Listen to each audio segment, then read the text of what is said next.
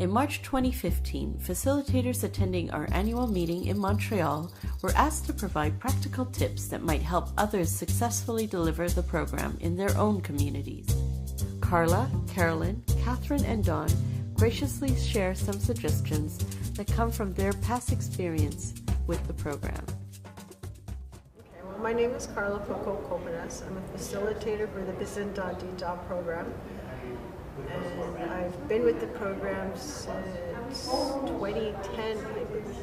I facilitated in my home community, Grassy Narrows First Nation.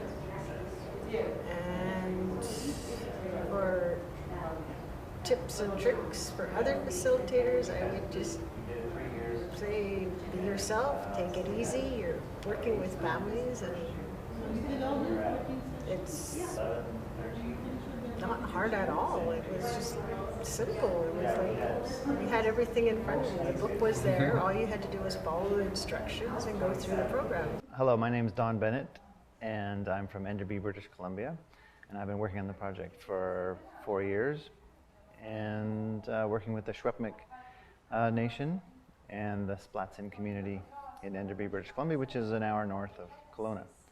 My full-time regular job is I'm a counselor at the local high school, and I've lived in the community for about 18 years, lived in the area my whole life.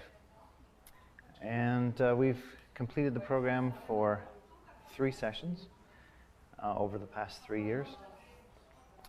And I've been, my task was the lead facilitator. The kind of tips that we learned along the way, first and foremost, is the power of the program is in the power and the strength of the relationships that are formed. And if I was going to give some advice to the facilitator coming out, would be to establish those relationships as quickly as possible, because I feel there's a strong connection between that and the retention of attendees. Trying to get them hooked in and connected to the people who are presenting the program makes a big difference. Hello, my name is Catherine Giroux. I'm from Whitefish Bay First Nation in northwestern Ontario. I relocated to my community in November 2012, and I was born and raised here in Montreal, Quebec.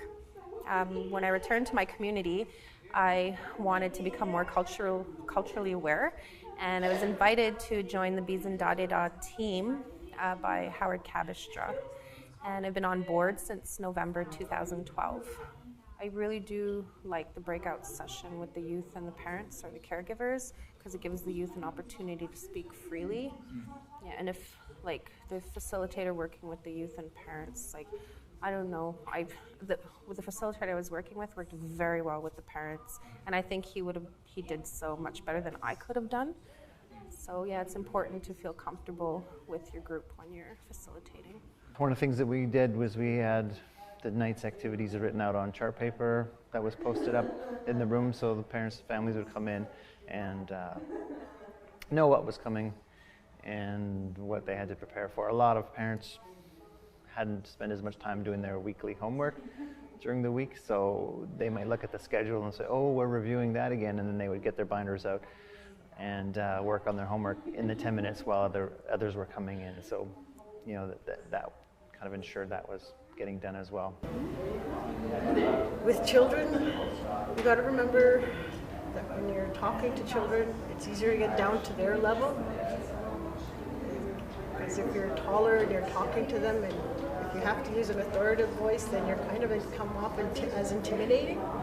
So if you're communicating with children, it's good to get down to their eye level. Having fun, obviously, is another one.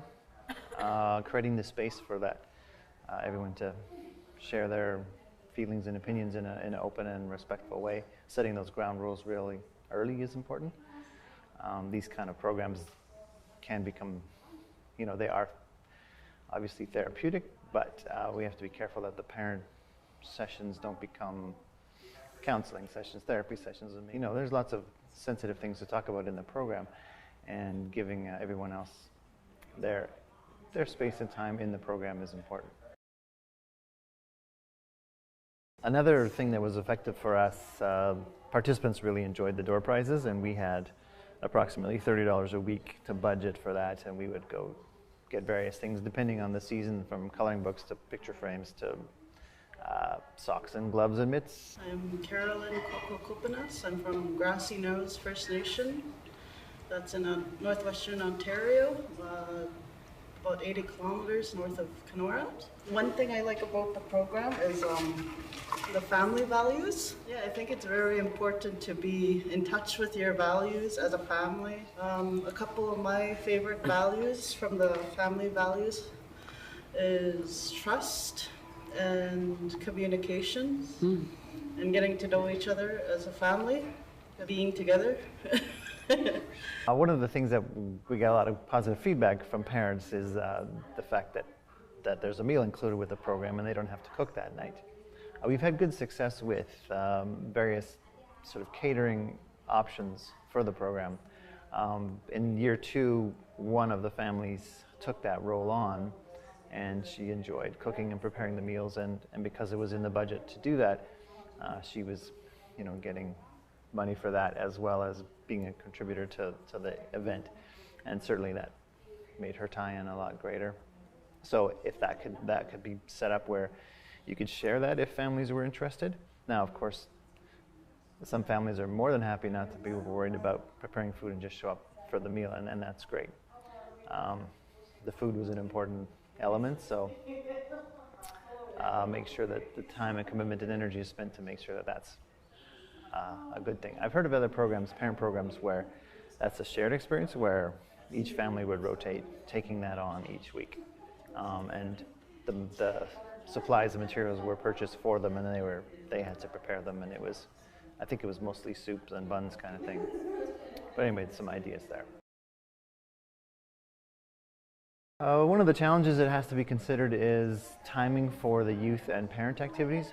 In my experience, the parents were very happy to talk about the challenges that they were faced with on a regular basis, and they would take time talking about challenging issues that they would ask questions of each other and myself of, and clearly they would like more time, so they could have talked for 30 to 40 minutes easily. Meanwhile, in the other room, the other facilitator has the youth, and they're a little rowdy and rambunctious and raring to go depending on your age group, and sometimes they would be clamoring at the door to rejoin the group, and the parents would be into a rather heavy discussion. So what I would say is have some kind of activity, sort of a plan B that's always available for the youth if they do the work that they're tasked with according to what's in the manual, but having something else on the go that they could turn to so that the time that the parents wanted would be allowed to occur, because they needed that discussion time. So balancing the needs of the two groups is a challenge that needs to be carefully considered.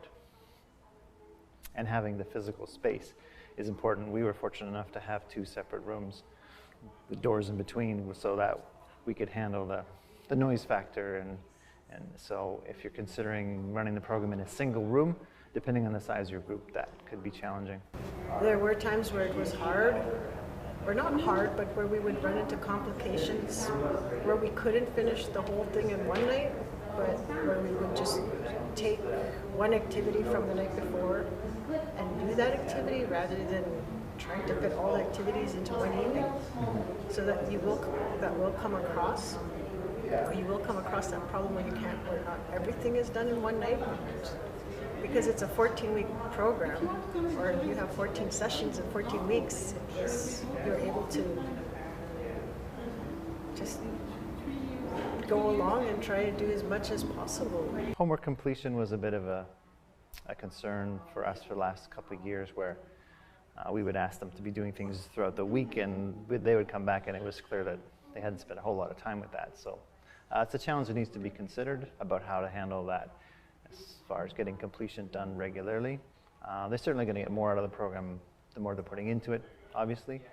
We don't want to turn it into you didn't do your homework and you got detention, that kind of thing, but we want to try to encourage it as best we could so that they were doing things outside of our contact time. Be yourself. Just attend, while you're facilitating the group. I mean, try to engage in the program along with them. Pretty much all I can say is just be yourself. You're just working with families. Just one human being to another human being.